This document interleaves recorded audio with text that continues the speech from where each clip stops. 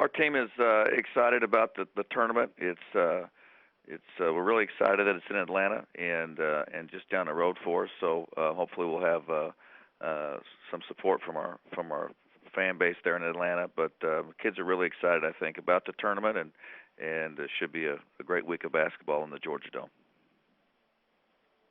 First up is Mark Weiser, the Athens Banner Herald. Hey, Mark, how are you? I'm good, Mark. How are you? Good.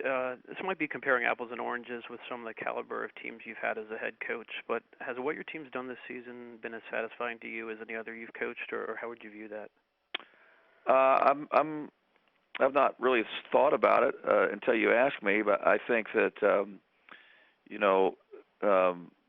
normally I think what I do is you compare most things in life to the first time you maybe did something, and so I compare a lot of my teams to my first team, which I thought was really a group of overachievers and a team that was, I think, picked fourth in the league, that won the league and won an NCAA tournament game, and were just a joy to coach. And so every year I often compare the team I'm coaching to that group because it was my first one, and it was one of my favorite teams.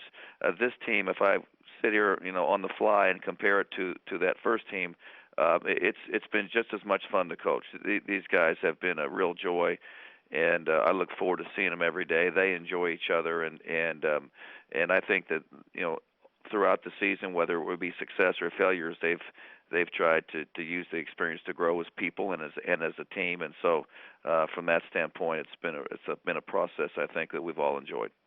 And what was the locker room scene like Saturday? I guess after that win left you guys tied for second in the conference. It was typical, I think that we were certainly the kids were excited. I think they had a sense of accomplishment for winning the game because it was LSU is a good team and it was a good win, and I think it was typical of a scene after a conference road win. I don't think it was more than that, but it certainly was, because if you win a road game in this league, it's very hard to do, and so I think they were excited, like they would be for most conference road victories. Thanks. Next is Jerry Tipton of the Lexington Herald. Mark, how much control does a coach have to create what you had with your first team and what it seems you have with this team? I think what coaches do is we do our best to manage the personality of the group, but the one thing I think that you can't control is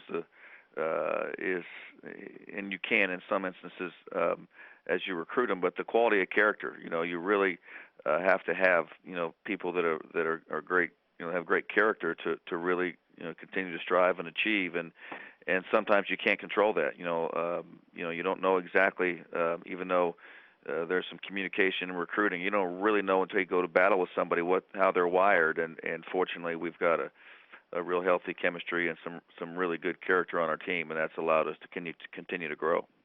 And where were you guys right at the end of the non-conference portion of the schedule going into the conference? What was the feel for what you could do?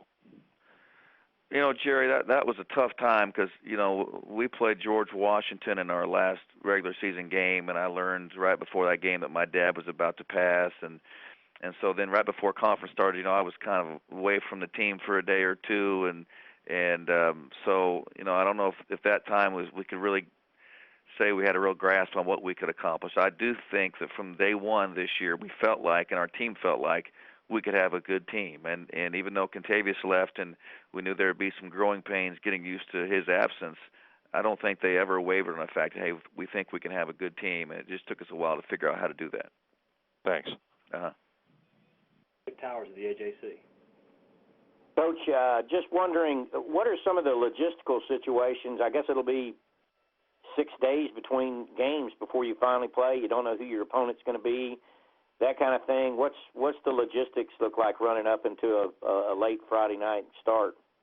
Well, it's a good question, Chip. I think that first of all, we gave him yesterday off as we normally would, and we'll go very, very light today. I think it's important to get our legs kind of back underneath us, and then we'll go back to a usual routine of of practice, and so much like we would for a Thursday game, our Monday this week will look like it. Our Tuesday this week will look like a Monday would have on a Thursday game. So not that unusual to have some an extra day to prep in there. We're just going to have basically an extra day of rest, which I think will be good this time of year.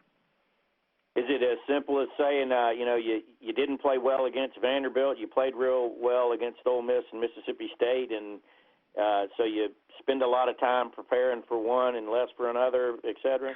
Oh no, I think that our focus number one has to be on ourselves. We have some things we're some areas where we can get better. There's some things we didn't do well in the game Saturday that we can work on. So we'll focus first on ourselves, and obviously there'll be some familiarity when whoever your opponent is, and we'll do some preliminary work, in a general sense for an opponent, but really our focus here early in the week especially will be on ourselves.